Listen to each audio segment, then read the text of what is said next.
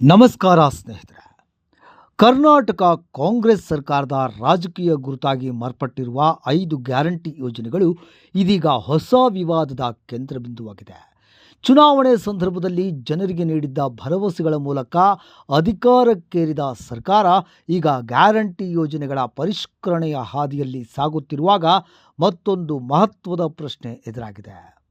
ಸರ್ಕಾರಿ ನೌಕರರಿಗೆ ಗ್ಯಾರಂಟಿ ಯೋಜನೆಗಳು ಮುಂದುವರಿಬೇಕೆ ಅಥವಾ ಅವರನ್ನು ಫಲಾನುಭವಿಗಳ ಪಟ್ಟಿಯಿಂದ ಹೊರಗಿಡಬೇಕೆ?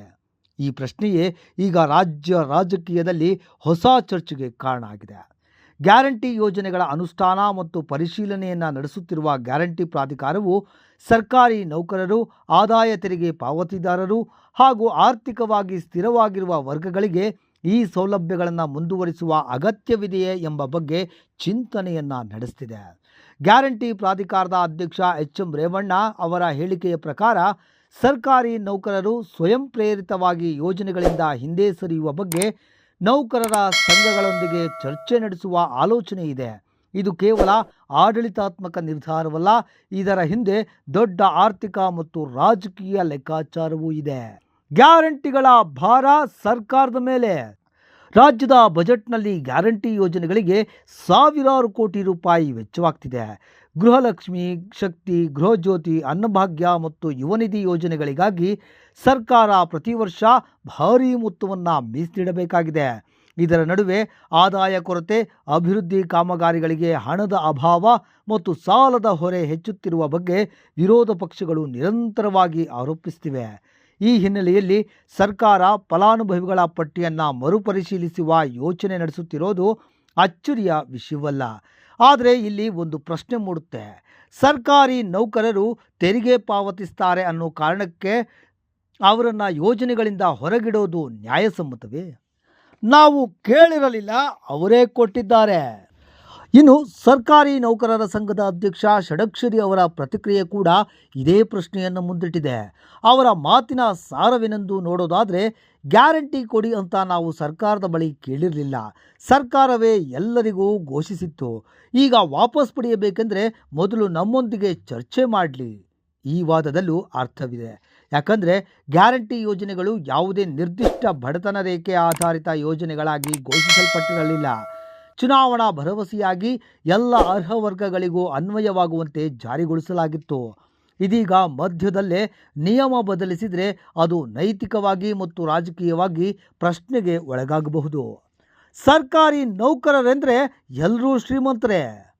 ಸಾಮಾನ್ಯವಾಗಿ ಸಮಾಜದಲ್ಲಿ ಒಂದು ತಪ್ಪು ಕಲ್ಪನೆ ಇದೆ.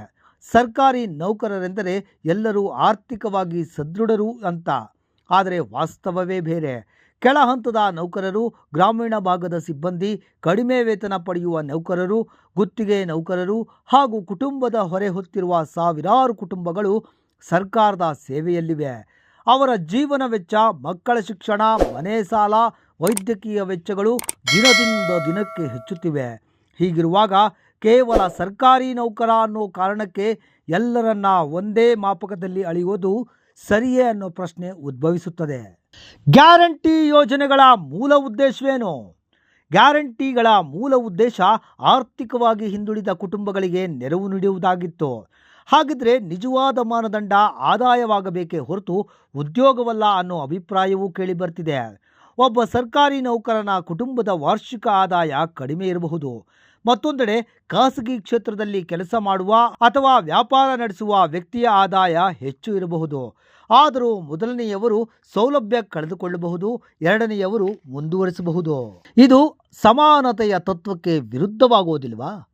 ರಾಜಕೀಯ ಲೆಕ್ಕಾಚಾರವೂ ಇದೆಯೇ? ಗ್ಯಾರಂಟಿ ಯೋಜನೆಗಳ ಪರಿಷ್ಕರಣೆ ಚರ್ಚೆ ನಡೆಯುತ್ತಿರುವ ಹೊತ್ತಲ್ಲಿ ಸ್ಥಳೀಯ ಸಂಸ್ಥೆಗಳ ಚುನಾವಣೆಗಳು ಮತ್ತು ಮುಂದಿನ ರಾಜಕೀಯ ಬೆಳವಣಿಗೆಗಳು ಸಮೀಪಿಸುತ್ತಿವೆ. ಹೀಗಾಗಿ ಸರ್ಕಾರದ ಯಾವುದೇ ನಿರ್ಧಾರ ರಾಜಕೀಯ ಪರಿಣಾಮ ಬೀರುವ ಸಾಧ್ಯತೆ ಇದೆ. ಸರ್ಕಾರಿ ನೌಕರರು ಮತ್ತು ಅವರ ಕುಟುಂಬಗಳು ರಾಜ್ಯದಲ್ಲಿ ಪ್ರಭಾವಿ ಮತದಾರ ವರ್ಗವಾಗಿದ್ದಾರೆ. ಅವರನ್ನು ಯೋಜನೆಗಳಿಂದ ಹೊರಗಿಡುವ ನಿರ್ಧಾರ ರಾಜಕೀಯವಾಗಿ ಹಿನ್ನಡೆ ತರಬಹುದೇ ಅನ್ನೋ ಲೆಕ್ಕಾಚಾರವೂ ಸಹಜವಾಗಿದೆ. ಗ್ಯಾರಂಟಿ ಯೋಜನೆಗಳು ಕಲ್ಯಾಣ ರಾಜ್ಯದ ಭಾಗವಾಗಿರಬಹುದು, ಆದರೆ ಅವುಗಳ ದೀರ್ಘಕಾಲಿಕ ಸ್ಥಿರತೆಯೂ ಅಷ್ಟೇ ಮುಖ್ಯ. ಅದೇ ವೇಳೆ ಒಂದು ಬಾರಿ ನೀಡಿದ ಸೌಲಭ್ಯಗಳನ್ನು ಹಿಂಪಡೆಯುವಾಗ ಸರ್ಕಾರ ಅತ್ಯಂತ ಎಚ್ಚರಿಕೆಯಿಂದ ನಡೆದುಕೊಳ್ಳಬೇಕು.